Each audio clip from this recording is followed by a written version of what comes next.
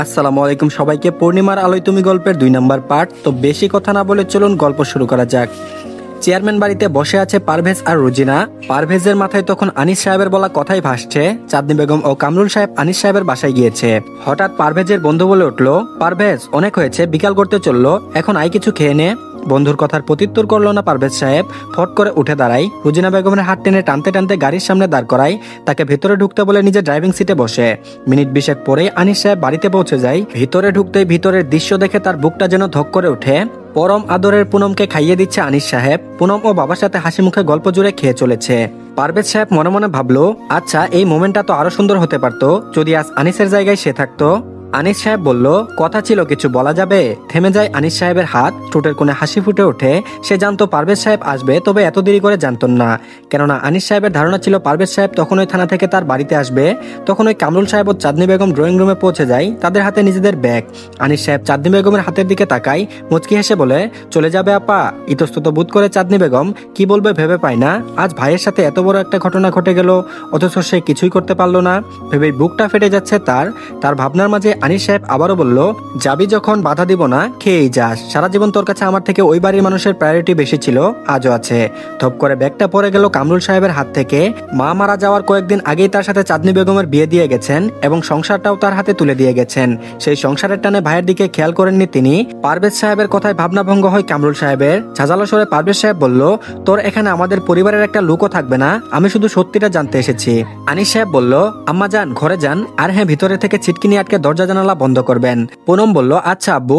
আনিস সাহেব বুঝলো পুনম পারভেজ সাহেবকে দেখে ভয় পেয়েছে, তাই পুনমকে আশ্বাস দিয়ে বলল, ভয় নেই, এবার কিছু করতে পারবে না, তুমি বাবার কথা শুনো। পুনম বাবার কথা মেনে ঘরে চলে যায়। আনিস সাহেব চাঁদনি বেগমের দিকে তাকিয়ে বলল, হ্যাঁ রে আপা, তোর গুণধর চন্দ্র কই? আমাকে জেলে পাঠিয়েছে কেন সেটা তার কাছ থেকেই জানা যাবে।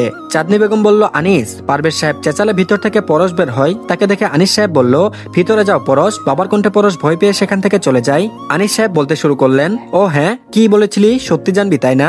আরে সত্যিটা তো চোখের সামনে ছিল। ওইটুকু ছেলে এক রাতের সত্যি বের করতে পারলো, আর তুই পারলি না? এই যে তোর ভাই ভাবিকে আমার বাসায় দেখছিস, এরা কিন্তু সত্যি জেনেই এখানে এসেছেন। তাদের প্ল্যান ছিল আমার মেয়েটাকে চন্দ্রের বউ করে নিয়ে যাবে, কোনো ঝামেলা ছাড়াই। চাঁদনি বেগম এবার হু হু করে কেঁদে দিল। কামরুল সাহেব তাকে আগলে নিল।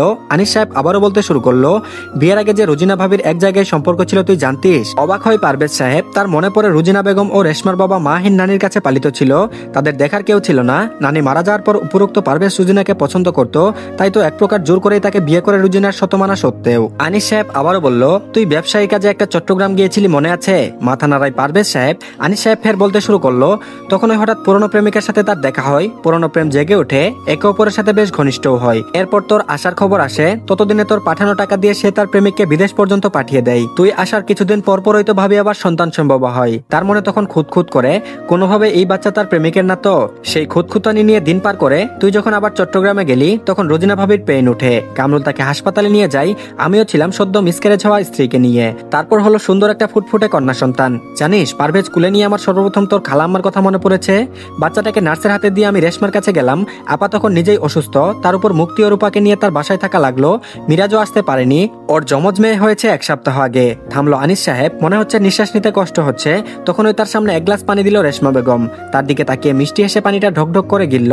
গ্লাসটা রেখে শব্দ করে নিঃশ্বাস ছেড়ে আবারও বলল, ওই পিচ্চি জানটাকে দেখার জন্য মনটা ছটফট করতেছিল, তাই আবারও গিয়েছিলাম ভাবির কেবিনের দিকে। তখন নার্সকে বলতে শুনলাম, মেয়েটাকে নাকি সে 1 খাবলা লবণ খাইয়ে হাসপাতালের পিছনে ডাস্টবিনে ফেলে এসেছে। থক করে উঠলো বুকটা। ফাঁকা দিয়ে দোলনায় তাকালাম, মেয়েটা উধাও, নেই কোথাও।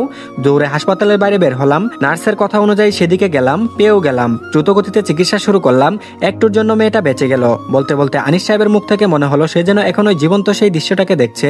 ঢুক গিলল পারভেজ সাহেব। কাবাসরে বলল, মেয়েটা কি আমার? আনিস সাহেব বলল, হ্যাঁ রে পারভেজ, মেয়েটা তোরই। রুজিনা ভাবিকে চেপে ধরলাম। সে সব সত্যি জানালো, তবে আমার মনে সন্দেহ ঢুকলো, কিছু বললাম না। রেশমাকে জানালাম। ও বলল, যদি ভাবির কথাই সত্যি হয় তাহলে তো বাচ্চা প্রিমেচুর জন্ম হবে, কিন্তু ওকে দেখে সেরকম মনে হচ্ছে না। সন্দেহ আমার মনে জন্মালো। বাসায় গিয়ে তোর একটা চুল কোনো রকম জোগাড় করে ডিএনএ টেস্ট করালাম, পজিটিভ আসলো। রুজিনা ভাবির কাছে আবারও গেলাম। ততদিনে সবাই জানে তার মরা বাচ্চা হয়েছে। সে বিশ্বাস করলো না আমাদের কথা, তাই আমরা সিদ্ধান্ত নিলাম বাচ্চাটা আমরাই রাখবো। তাই রুজিনা ভাবিকে বললাম, ওকে অ্যাডপ্ট করবো। আপনি কাগজপত্রে সাইন সাইন করবেন সে নির্দ্বিধায় করে দিল। তার পরের দিন ওই ব্যবসা ম্যানেজারের হাতে বুঝিয়ে এই গ্রামে আবাসন করলাম। আনিস সাহেবের কথা শুনে পারভেজ সাহেব ধীরে ধীরে রুজিনা বেগমের সামনে দাঁড়ায়, শান্ত কণ্ঠে জিজ্ঞেস করে, এমন করলে কেন? আনিস সাহেব বলল, নার্স বলেছিল মেয়েটা নাকি লাল সুন্দর, বড় হয়ে কালো হবে। তখন ওই মনে ভয় ঢুকলো। রুজিনা বেগম বলল, নার্স বলেছিল মেয়েটা নাকি লাল সুন্দর, কালো হবে বড় হয়ে। তখন ওই মনে ভয় ঢুকলো। আজাহার ছিল শ্যামবর্ণ, যদি ওর মতো হয়, কারণ তোমাদের বংশে তো কেউ শ্যামবর্ণের ছিল না। কথা শেষ হতে না হতেই পরপর দুই গালে দুইটা থাপ্পড় পড়লো। পারভেজ সাহেব বলল, তোর কারণে, আজ শুধুমাত্র তোর কারণে আমার ছেলেমেয়েরা আমার থেকে দূরে, ওরা আমার সন্তান, আমি ওদের ভালোবাসতে পারিনি। এতদিন কি নিখুঁত ছলনা করে গেলি, আর আমি বুকা সব বিশ্বাস করে বসেছিলাম। বলতে বলতে ধপ করে ঢলে পড়লো পারভেজ সাহেব। আনিস সাহেব কামরুল সাহেব তাকে দ্রুত আগড়ে নিল। ততক্ষণে পারভেজ সাহেবের মুখ দিয়ে সাদা সাদা ফেনা বের হয়ে গেছে। সারা জীবনে ধোঁকায় বসবাসকারী পারভেজ খুব বাজেভাবে আঘাত পেয়েছে। সেই আঘাতকারী যে তার নিজস্ব পরম আপনজন, তার অর্ধাঙ্গিনী। জীবনে প্রায় অর্ধেকটা বছর একটা নারীর সাথে বসবাস করেও পারভেজ সাহেব জানতে পারেনি তার মনের কোথাও সে নেই। খুব আয়োজন করে ছলনা করেছে রুজিনা বেগম। পারভেজের অবস্থা দেখে দ্রুত তাকে পাজাগুলে তুলে নেয় আনিস সাহেব ও কামরুল সাহেব। চাঁদনি বেগম দ্রুত চন্দ্রকে ফোন দেয়। পারভেজ সাহেব গাড়ি দিয়ে তাকে হাসপাতালে নিয়ে যাওয়া হয়। ইমার্জেন্সিতে ঢুকিয়ে আনিস সাহেব ও কামরুল সাহেব যায়। ইতিমধ্যে ডাক্তার এসে ট্রিটমেন্ট শুরু করে দিয়েছে।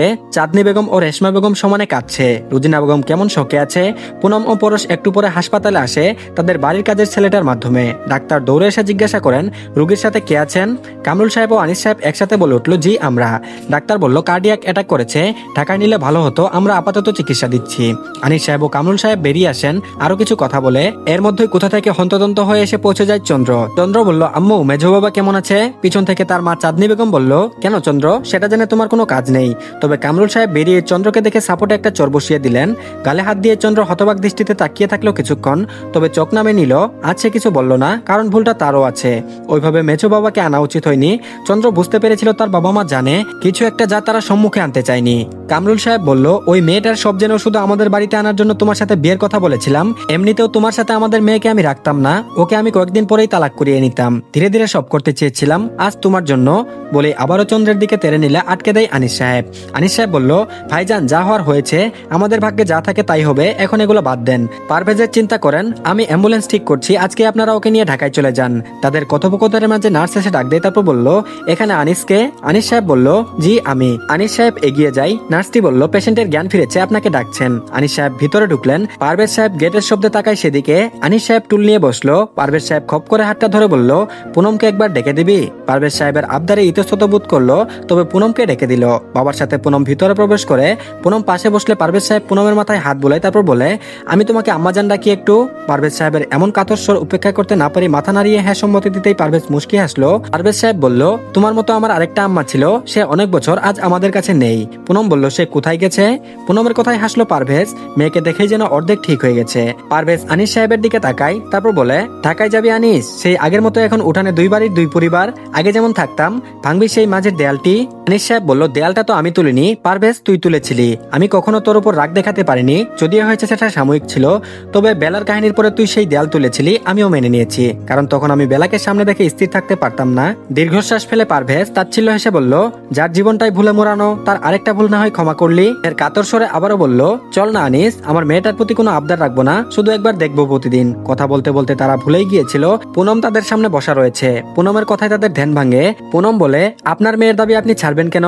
নিজের মেয়েকে কেউ ছেড়ে দেয় নাকি? দেখেন না আমার আব্বা আমাকে কতটা ভালোবাসে। মুচকি হাসলো পারভেজ, তারপর বলল, কিছু কিছু সময় আবদার ছেড়ে দিলে সম্পর্ক সুন্দর থাকে। পুনম বলল, ও। পারভেজ সাহেবের কথার সাথে পুনম কথা বলতে থাকে, তবে গম্ভীর থাকে আনিস সাহেব। পুনমের কথা তার ভালো লাগেনি। তারপর হঠাৎ নার্স বলল, এখন আপনারা যান, রোগীর রেস্ট নিতে হবে। নার্সের কথায় পুনম আনিস সাহেব চলে গেল। পারভেজ সাহেবকে ইনজেক্ট করতে ধীরে ধীরে সে ঘুমিয়ে পড়ল।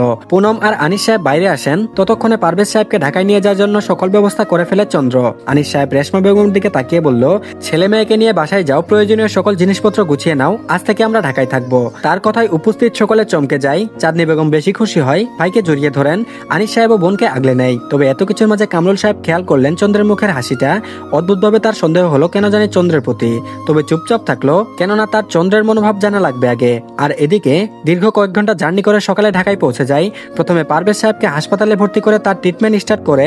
ততক্ষণে মিরাজ সাহেব ও নিপা বেগম হাসপাতালে আসে। তাদের রেখে কামরুল সাহেব ও চাঁদনি বেগমকে নিয়ে চন্দ্র বাসায় চলে যায়। আনিস সাহেবও তাদের গাড়িতে করে নিজেদের বাসার উদ্দেশ্যে রওনা হয়। পুনম জানালার সাইডে বসা, মাঝখানে আনিস সাহেব, অপর পাশে রেশমা বেগম ও পরশ। পুনম বাবার কাঁধে ঘুমিয়ে। বেশ রাত হয়েছে, তবে কতটা বাজে বলতে পারলো না তারা। আনিস সাহেব বলল, খালেক বাড়িটা পরিষ্কার করে রেখেছে তো? খালেক ড্রাইভিং করতে করতে জবাব দিল, জি স্যার, আজ রাতের খাবারটা আমার গিন্নি রান্না করে দিয়েছে, সেটাই কষ্ট করে খেয়ে নিয়েন। আনিস সাহেব বলল, একই বলছো খালেক, আমি অর্ডার করে নিতাম। খালেক বলল, স্যার ভুলে গেছেন পুনম্মা বাইরের খাবার খেতে পারে না, তার সমস্যা হয়। হাসে আনিস সাহেব, এই আন্তরিকতায় সবসময় সে মুগ্ধ হয়। লোকটা তার বয়সী, যে বেকার খালেককে চাকরি দিয়েছিল, সেই খালেক আজও তার কাছে। বাড়ি পৌঁছে পুনমকে কোনো রকমে উঠিয়ে খাইয়ে ঘুমাতে পাঠায় আনিস সাহেব। ঘুমের ঘরে কিছুই চোখে পড়ে না পুনমের, সে ধপ করে বিছানায় শুয়ে পড়ে। রাতে মেয়ের মাথায় হাত বুলিয়ে দিয়ে নিজেদের ঘরে চলে যায় আনিস সাহেব। আর এদিকে সকাল সকাল হাসপাতালের উদ্দেশ্যে বের হয় আনিস সাহেব। সাভারে পারভেজকে ভর্তি করেনি, তার আগেই বের হয়, এজন্য পুনমকেও ডাকেনি। সে পৌঁছে পারভেজ সাহেবকে জাগ্রত পায়। পারভেজ সাহেব আনিস সাহেবকে দেখে মুচকি হাসে, তারপর বলে, বাসায় যাব বন্ধু, now I am fit and fine. Anis Saheb বলল, আরেকদিন থাক না, কাল যাস। পারভেজ সাহেব বলল, ওহো, হাসপাতাল থেকে মেয়ের পরিবারের সান্নিধ্য থাকলে আরো ভালো থাকবো। পারভেজ সাহেবের জেদের কাছে হার মেনে তর্কে ডিসচার্জ করিয়ে সাভারের উদ্দেশ্যে রওনা হয় মিরাজ সাহেবেরা। তবে নিপা বেগম ও মিরাজ সাহেব আনিস সাহেবকে দেখে বেশ অবাক হয়। এতদিন পর তারা কোথায় থেকে আসলো, আর এতদিন কোথায় ছিল। তো ধন্যবাদ সবাইকে, আজকের পার্টি এই পর্যন্তই। পরবর্তী পার্টের লিঙ্ক কমেন্ট বক্সে পেয়ে যাবেন, সেখান থেকে দেখে নিতে পারবেন আপলোড হলে। আর আজকে শুক্রবার, গল্প দিতেই চেয়েছিলাম না, তবু একটা দিলাম। তো আজকে একটাই শুনুন, ইনশাল্লাহ আগামীকাল 2 থেকে 3টা দিব। তো ধন্যবাদ সবাইকে, আল্লাহ হাফেজ। সবাই আমাদের চ্যানেলটিকে সাবস্ক্রাইব করে দিয়েন।